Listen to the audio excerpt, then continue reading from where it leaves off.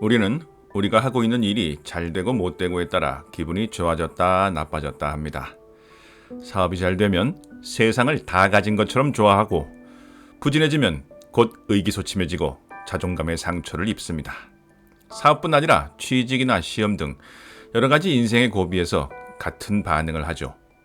그런데 가만히 생각하면 이는 참 이상한 일입니다. 왜 일이 잘 되고 못 되고가 내 존재의 가치에 영향을 미친다고 생각하는 것일까요? 다른 사람은 그렇다 치더라도 나 자신조차 스스로를 그렇게 평가한다는 것은 참 이상한 일입니다. 확실한 것은 이 일은 내가 아닙니다. 일에는 나를 포함한 많은 사람들과 내가 컨트롤할 수 없는 많은 일들이 포함되어 있습니다.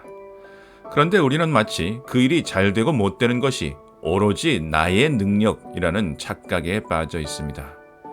그렇기 때문에 일의 성공이 곧 나의 성공이고 일의 실패는 곧 나의 실패라고 생각하는 것이죠.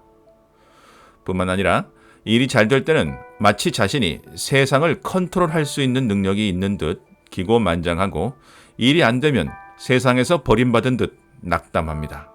둘 다 전혀 사실이 아닌데도 말입니다. 물론 나의 노력, 나의 재능은 중요한 요소입니다. 그러나 아무리 과장해서 말한다 해도 그것이 일의 성패를 결정지을 수는 없습니다. 김연아 선수를 예로 들어 봅시다. 아무리 뛰어난 재능이 있어도 대한민국에서 딱 10년 전에만 태어났어도 지금과 같은 성취는 불가능했을 것입니다. 뛰어난 코치진, 부모님의 헌신, 국가적 뒷받침, 훈련을 할 수 있는 환경뿐 아니라 스포츠 세계에서 대한민국의 위상 등 수많은 보이지 않는 요소들이 김연아 선수의 성공에 작용하였습니다. 성공과 마찬가지로 실패 또한 수많은 요소들이 작용합니다.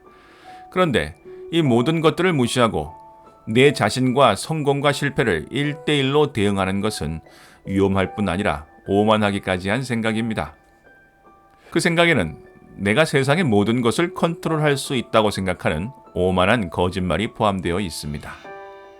실패에 대한 낙담 또한 마찬가지입니다. 우리가 저지르는 또 한 가지 실수는 일반화의 오류입니다.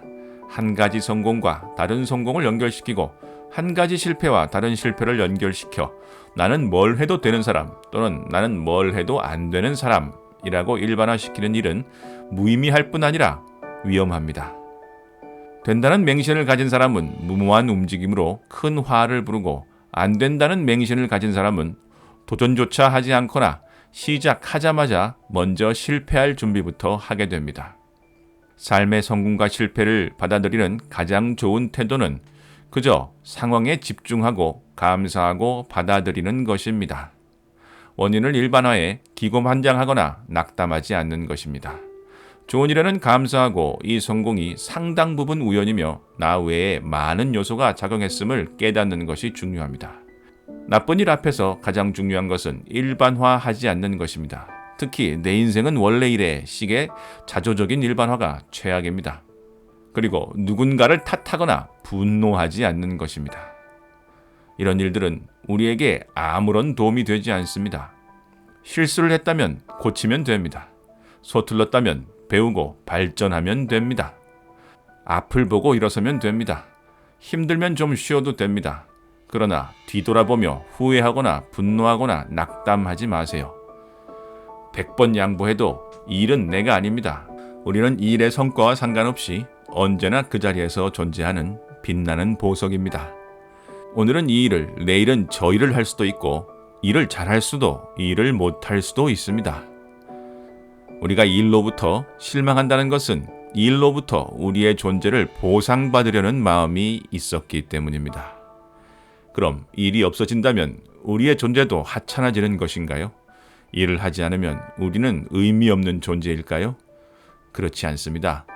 우리의 존재는 하고 있는 일이나 일의 성패로 측정되기에는 너무나 위대하고 소중합니다. 우리의 존재 가치는 우리가 존재하기 시작한 그 순간 우주로부터 부여된 것입니다. 우리는 무언가가 되기 위해, 무언가를 이루기 위해 사는 것이 아닙니다. 우리는 그저 지금 이 순간 신비로운 우주로 존재하며 빛나고 있습니다. 지금까지 지당한이었습니다. 감사합니다.